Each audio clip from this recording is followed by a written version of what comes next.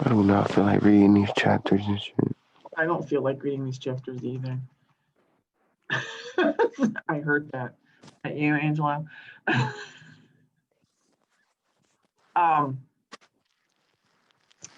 Yeah, they're not hard. I don't want to say you'll enjoy it because it's Bio1, so it's not super enjoyable. I get that. But what is nice about these chapters is that there is little to no chemistry. So unlike all the stuff that we've done before, unless that was your favorite part, which it might be, I get it, but you would be an anomaly because most people don't like that part. There's no chemistry. There's a few references to our genetics work that we did with Mendel and molecular biology, which is relevant and important, of course. But it's more like a story, right? It's the whole chapter 22 is more like a history lesson, and with a few classic examples. And then the reason I asked you guys to watch that film is because they interject humans, current scientists. Well, they're older now because I've been using that film for too long, but they talk about current evolutionary patterns that they're studying with insects and birds and HIV, and all that's relevant, especially because we're in the midst of a pandemic with a virus, which is probably mutating very quickly. So, and evolving, just like we're evolving. So it is relevant, and I think, I hope that I know it's long, but I would strongly recommend if you can just set aside some time and watch the whole video, all 9 pieces of it, that Darwin's Dangerous Idea. You'll get, basically, it's a review of chapter 22 completely. So there's that. The Wallace video is super short. It's like 15 minutes or less. So, and like I said, it's kind of like a cartoon, and it's just a reminder that I think as scientists, it's easy for us to just try to condense like all the information into one particular person or one particular experiment. And science isn't really like that. And I think so much we talk about Darwin's theory of evolution by natural selection, and it's not just Darwin. The point is that people kind of had the same idea almost back as far as Aristotle, but Darwin's the guy that kind of put it all together at the right moment in time. And this Wallace guy basically had the exact same idea, but was in Indonesia having malaria, and so he couldn't get back to England to write down the paper. So he wrote to Darwin instead and said, "Hey, I have this great idea. I have this essay that we would call a research paper that I want to submit. What do you think? Will you sponsor it?" And Darwin basically kind of flipped out because he was just like, "That's my idea. I've been working on it for 20 years."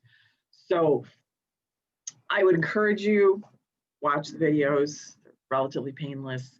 The note outlines are pretty in-depth. What kinds of questions will be on the exam? Definition questions, right? Which of the following is not, I guess that's my glasses. Which of the following is not an example of allopatric speciation, or which of the following is not an example of convergent evolution, right? So kind of like definitions, which of these words is incorrectly matched with its definition. Kinds of questions, those are like the basic knowledge questions. And then the application questions will be more complicated. It will be things like 2 scientists studied this fish, and the one scientist said that he thought it was undergoing natural selection or population by a force of pollution. The other scientist said that she thought it was blah, blah, blah. Here's the evidence. What's your opinion? Right. So the analysis questions will be more basically apply what you know. And some of those will, what you guys would call tricky, but those will just be more challenging questions. Because they're longer questions, as far as you're going to have to spend some time probably thinking a little bit more, I probably will leave the setting at a minute per question, 55 seconds to a minute per question. So it should be fine. You should have plenty of time to do the test.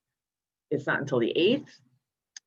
Questions, I realize we're just coming off a big holiday weekend, so a lot of you might not have a lot of questions right now, but does anybody have any questions, particularly, let's say, from chapters 22, 23?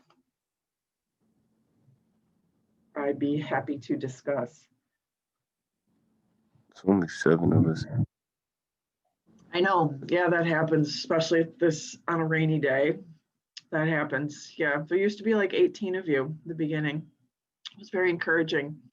Yeah, now we're down to 7. The magnificent 7, let's call it. How about that? I'm proud of it.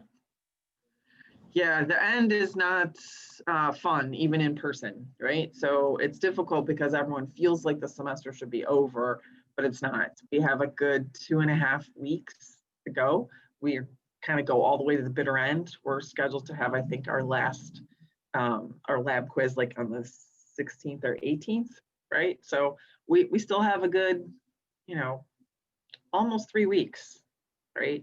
So this section and then a quick section on some little organisms like bacteria and protists, and then we'll call it a semester. We're actually supposed to get all the way through plants and fungus.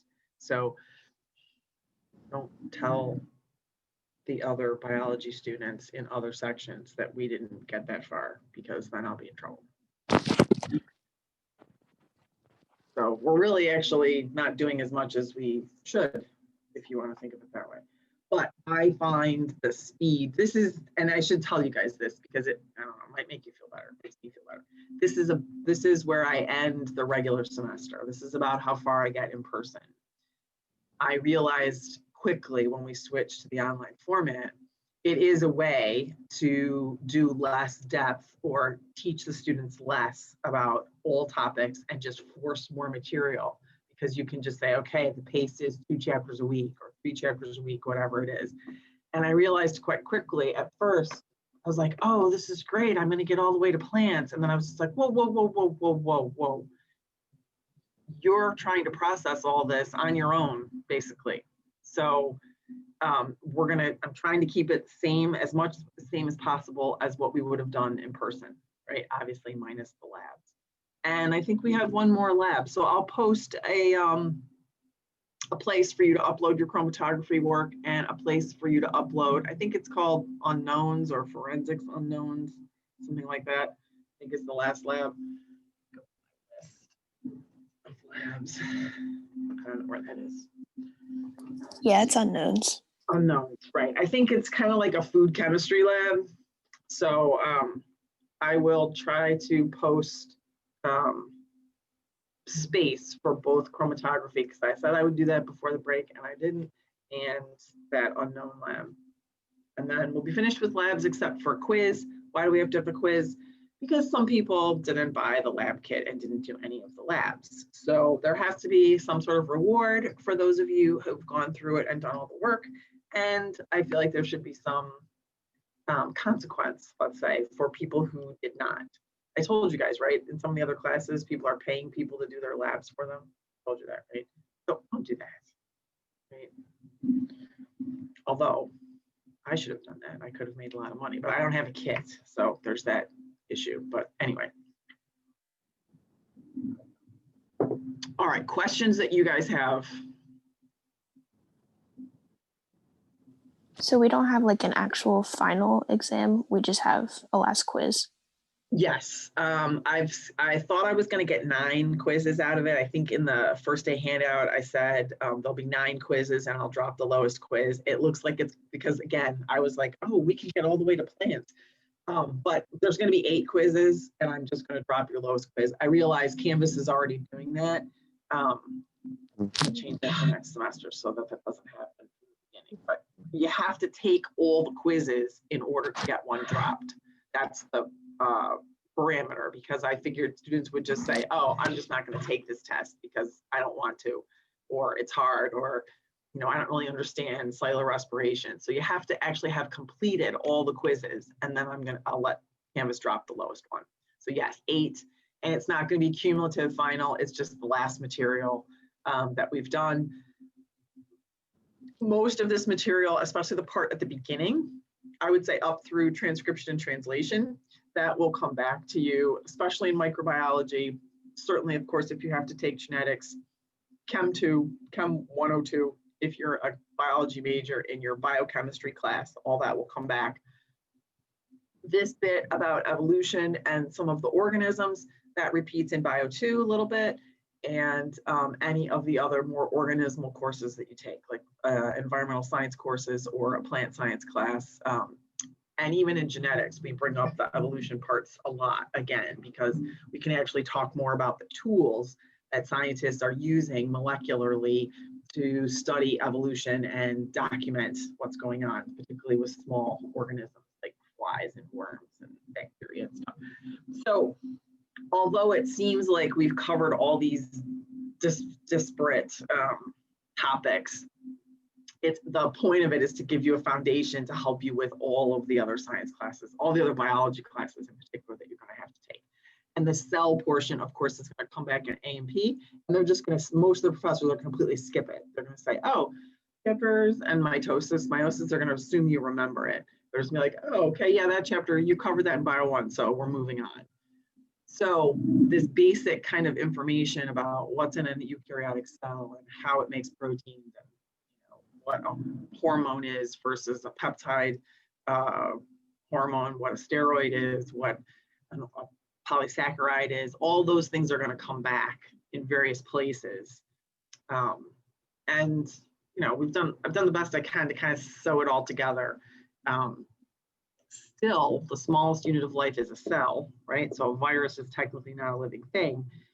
And still, all cells are, all populations, smallest unit of evolution is a population. And I think that's hard for students to wrap their heads around, because we think of ourselves as such individuals, right? But it's the group, it's the group of organisms living in the same place at the same time that are the same species that actually accumulate enough changes to actually see a population evolve. So I would remind you of that too. And that was all the way back to chapter 1. Okay, so sounds like they're picking up my leaves. All right, other questions, comments, worries, concerns? I will grade your things. I'm working on it. It's very slow. I've decided after I grade 20, actually I've upped it to 30 today. After I've graded 30 items, then I get to put up a single Christmas decoration, because I think it's the only way that I'm going to be able to moderate my excitement to decorate the house and put up lights for Christmas, compared to the depression of grading all of this work that I've put off for so long. So it will all be graded. I will put an eye on everything, don't worry. I do actually look at it. It takes me a while, but I do actually look at it. I'm not one of those professors that's just like, oh, they did it, 100. I will actually grade it and usually put comments on it, so that's coming.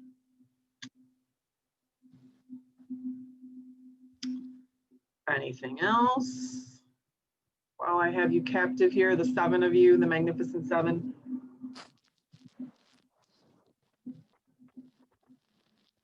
Yes, no, maybe so.